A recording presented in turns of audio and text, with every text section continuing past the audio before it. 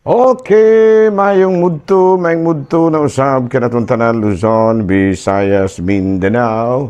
Mayong mudto Philippines, mayong mudto world, mayong mudto universe. Sa natapod kita maghigala, dinig atong tulumanon sa kahanginan, CONA, Catechesis on Air, o ako lang gihapon kini inyong ubos nga alagad, Reverendo Padre, Edwin Academia Acap. Sumusta naman maghigala? Ang ginaot ko nga walay ubo, walay lawad sa ulo, walay sakit sa tiyan, walay gibati iskuto-kuto, walay panuhot uguban pa, pero nagginhawa pa. Ayan.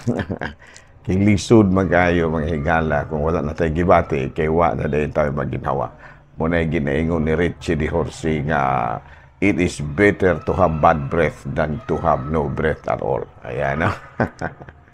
So, So, wala mga higala, no? So, kumusta naman ang hinaot ko nga walay problema ang inyong nasugatan. Ato pa dahil nga timbayaon og may mudto ang atong talakurong obispo, Bishop Polito V. Cortez, ang atong station manager diri sa Sibulan, si Father Ramaata, ang ato apong station manager dito sa Actin Basay, sa Happy FM, si Brother Elmer Lugatiman. Kumusta na Brother Elmer?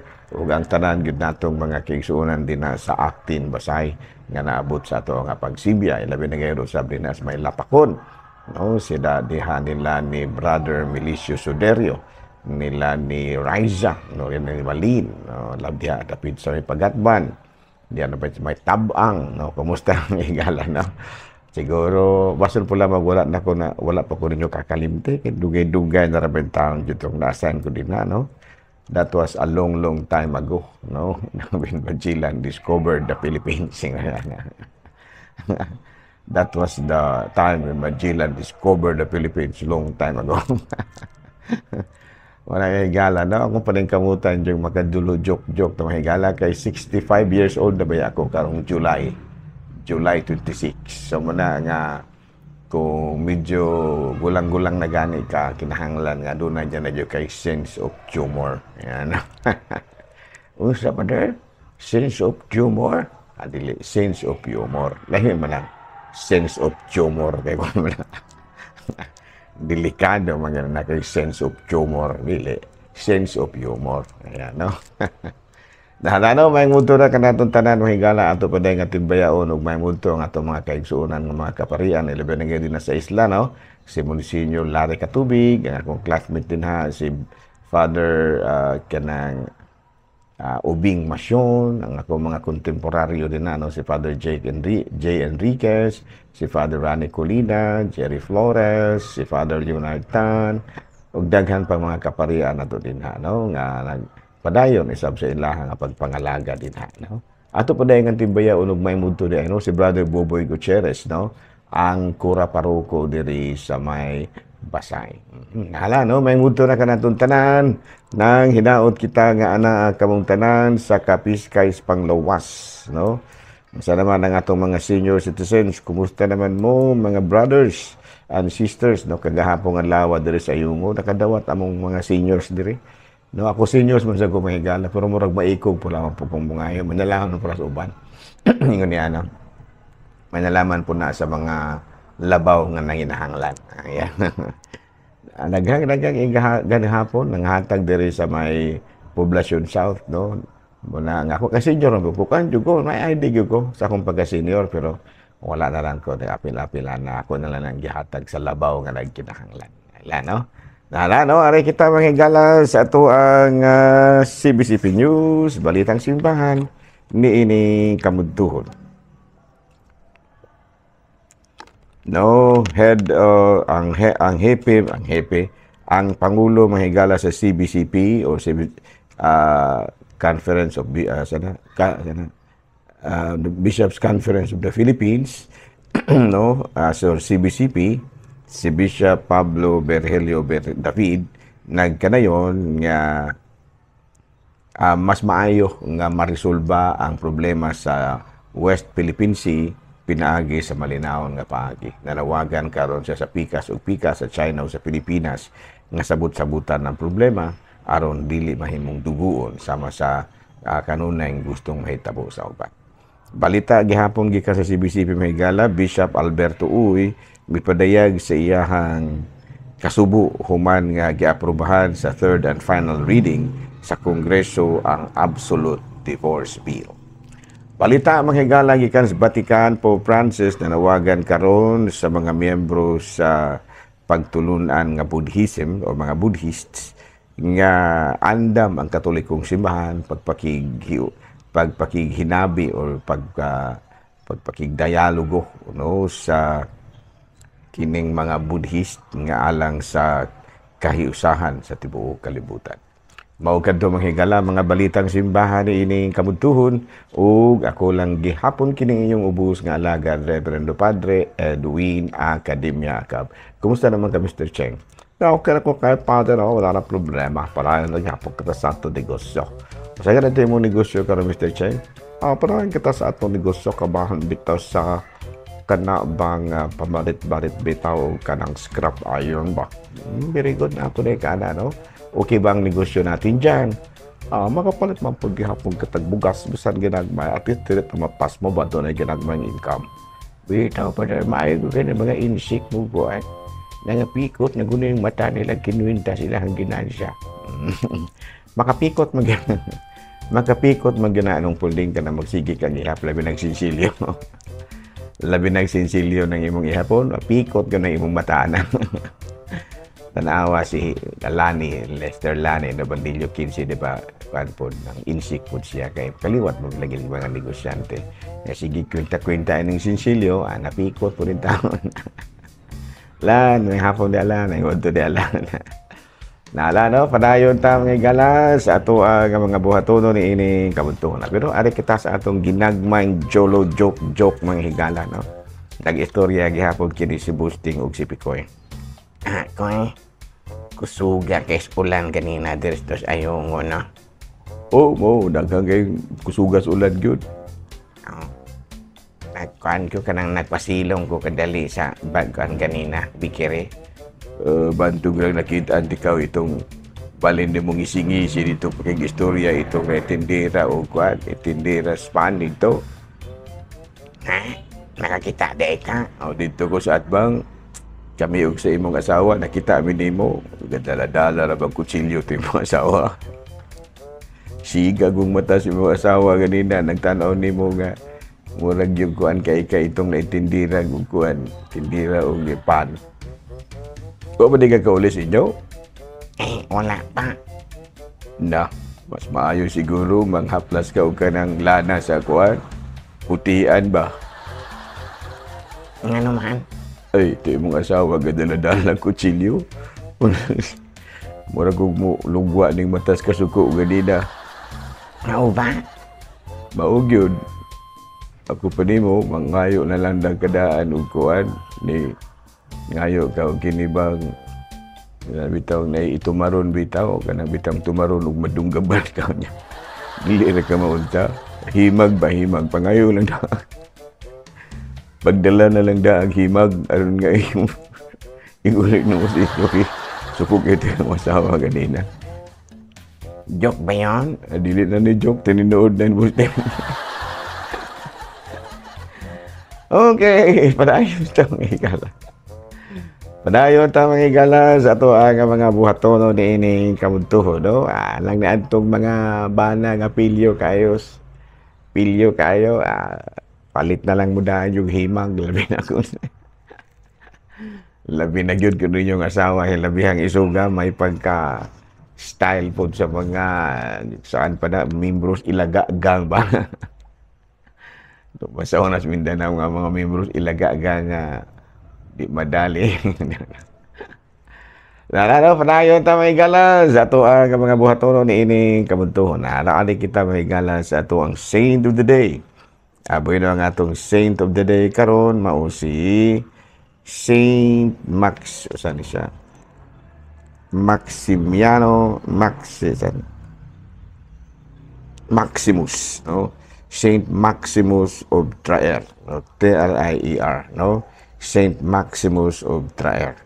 Aboy no kini si Saint Maximus, usa kini siya ka obispo niya na mo daw sa Bishop of Trier, Germany.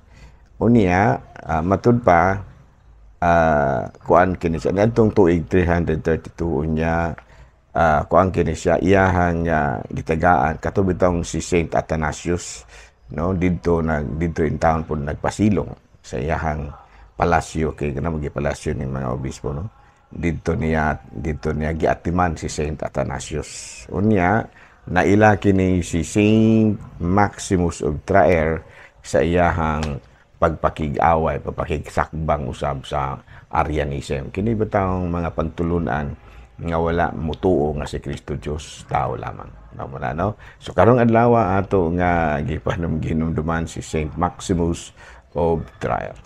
Abay na mahigala padayon ta sa atuang mga buhaton na rin nakita sa atuang catechism.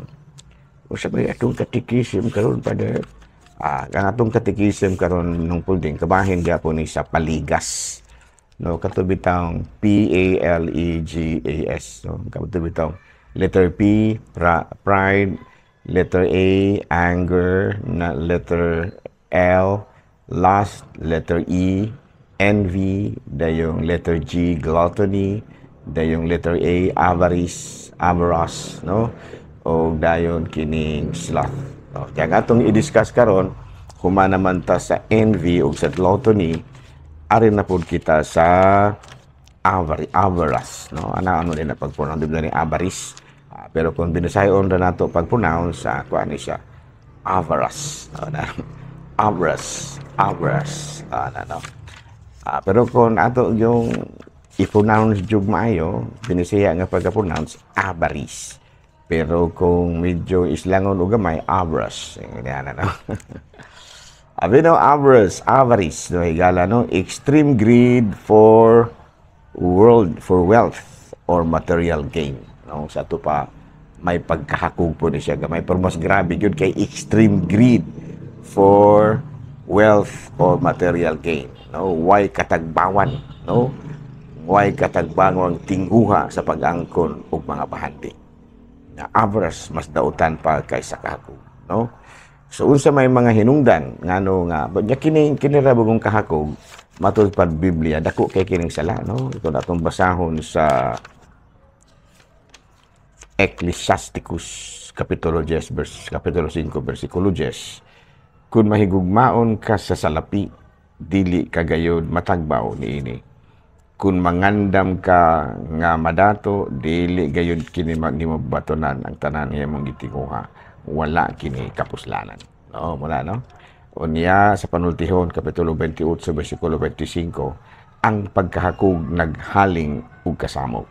Apan ang nagsalig sa Ginoo muuswag. Ayan, no? Unya diri pod sa panultihon kapitulo 22 bersikulo 9, pagmanggihatagon ug paambita sa imong pagkaon ang mga kabus aron panalanginan katungod niini. No? Sa tupa dako day kay bintaha kung mahiyatagon ka. Pero may pagkahakog-hakog ka matud pa, may pagkahakog-hakog pa dili gyud nimo makabot ang imong mga tinguha. No? So avarice, extreme greed for wealth or material gains. So unsa man ang mga hinungdan, no, ako gining research mahigala. Unsa man jud hinungdan niya ang tao nahimo manghakog? Of course, kahadlok. No, the fear of financial struggle resulting to a need to accumulate more or other kining resources. So kini bang mahadlok bitaw ka ba natungod nga nga moabot unya sa punto nga mapobre ka ba? Maglisod na ka sa imong financial, may puruhang mahimo kang hakog. No, kanang kahadlok ba nga wala na unya kay imo. Wala mo na nga. Ang uban nga dili gyud mo tabang sa uban kay basig kita na unya poy walay ato. Kita na poy wala. Ngani ana no, wala ra ba gyud mo tabang nato o kita moy wala. Ngani ana no mo na gitawag natong kahadlok. Na may puruhan gyud nga mahimo na siyang unhealthy ug mahimo kang hakog. Ikaduha, kompetisyon. Doon na poy uban nga ang usapon sa hinungdan nga mahimo kakog ang usa ka tawo kung competition siya sa iyang silingan, ngani ana, no? Na kung makakita ka o mga maayong butang ang imong silingan, murag masina ka, no? Murag hindi kay murag nasina ka, and then ang imong buhaton makikompetensya ka. Ana, no? Unya sa paghimo nimo nana nga nasina ka unya nakikompetensya na ka, mugawas gyud nga mahakog ka. E nga naman, saon man nimo pag kanang gitawag nato pag accumulate or pagtigom og daghang mga butang aron nga mas ikaw dyan mo yung ilhon nga dato sa inyo kung sige kang panghatag. So may puruhan nga mamahimo gyud kang hakog. May puruhan nga mahimo gyud kang hakog ingon niya no. So ikadulo kini ang sunod lack of compassion no nga ang imuhang pagkatao wala na ka magtanaw sa kayuhan sa uban. Kung dili ang imo lang yung kaugalingon mo imong gitanaw mo lack of compassion. Yung addiction, may puruhan yun nga kung doon na kay gika-adikan, no? Na-adik ka sa swirtres, na-adik ka sa kining gitawag na to sugal, na-adik ka sa pamabayi, no? Na-adik ka sa hubog-hubog o drugs, may puruhan yung mamahimo kang hakog. Kaya nga naman, dili naman ka maghuna-huna og laing pangbutang ang imo ra jud nga masatisfy nimo ang imuhang gitawag natong mga longings no. Unya kining katapusan is lack of self-awareness no kana bang wa lang jud kay pulo pamalandong ba og naunsa na dagway pugka no muna yung mga maka-trigger nga kana bitang wala na ba kay pagtan-aw kun unsa na imong mga binuhatan kulang ba kas pamalandong ba wala kay recollection ginagmay matimpong Bernie Santo may puruhan gyud nga ang usa sa mga sala nga imong nahimo mao gyud kining avarice o sa kining pagkakog. So karon saon man nato nga ma-overcome nato ang power of greed no nga bitaw kanang naan na bitaw ka ana no unya kining gitawag nato imo nang ma-overcome kana bang medyo na nakabantay ka nga medyo hangul-hangul na gyud ka ano so imo na gyung tanawon nga imong saon man nimo nga makalingkawas ka na ng dili maayo kinaya of course recognize your triggers kana bang tan-aw nimo og unsang mga butang nga hilig ka nga kun imo ganing makitaan murag mamalik sa imong hunahuna nga maghinakog na punoon ka kay nga naman kay naamang kay butang palitan hilig ka og salakyan nga patsada kay ikaw gasigere ka og motor-motor nimo nga pirda kana ga isara imong motor nagkuana na kanang gitawag na to nagpurot-purot na ana no palit gyud gitag bago ini muna nga ang naka-trigger sa imong kahakog mao gyud ang imong motor nga nagpurot-purot so mas maayo nga dili na lang nimo na tag doon okay number 2 is create a buffer zone. So, sa ato pa, and every time nga murabag mutukar ang imong pagkahakog, pamalandong dayon. Kana bitang mo palayo kag jutay ba sa imong mayo, sa imong mga plano nga maghinangol ka o mamalandong ka ginagmay. Number 3, set clear your goals. So sa ato pa, klaruhon gyud nimo kung unsa ang gusto nimong makabot ini kinabuhi. Kung imo nang nakabot, di pa huway na. Dili na ka magsige pagtigom niya na kay mahimo niya kang hakog. Unya matud pa practice generosity. No? So practice yun ang pagkamagihatagon kay dili nimo na diha makuha. Makukuha na nimo pero matiyor-tiyoran pa. No? And of course, seek balance. Balansihon yun ang imong kinabuhi. Katong balikon na sa ganito, practice practice gratitude. No nga magpasalamat ka kung unsay naa diha kanimo. Yo mana masatisfied ka ba kung unsay naa diha nimo. Ikaduha, create a buffer zone. No, sa ato pa tarawon gid nimo kung sa dili pa ka muhimo sa mga hinako pagpalayo og jutay unya pamalandungi ang imong kinabuhi. No? Bino, din na lang ako nakitakutob ha. Unsa ganito ato ang topic karon usa sa mga 7 cardinal sins ug mao kini ang avarice o ang kahakog. Ang pag-pronounce day ko no ana ingon lectionary avarice, avarice, pero kita pronounce on avarice. No, may mundo na kanatong tanan mga higala. Daghang salamat sa inyong hamagang pagpaminaw og likayan gid nato ha ang pito ka cardinal, pito ka mga deadly sins no. Unsa ganito primero, letter P, pride. Number 2, anger. Number 3, kanang lust, kaulag. Now, number 4, envy. Now, number 5, gluttony. Number 6, kining avarice ang kahakog. Unya ang last ikapito kining gitawag natong sloth. Ugma ang atong hisgot-hisgutan higala kining katakulan or SLOTH, sloth. Ha? So daghang salamat og maayong mudto na kanaton tanan. Naginaot ko nga ana kitang tanan sa kapiskes panglabas. Ug manalangin kanato ang Dios ug kagahong tanan, Amahan, Anak, Espiritu Santo. Tapos na nga to ang pag-katikism. Dado na to ang kalinaw ug gugma ni Kristo. Salamat sa Dios. Good noon, Pilipinas!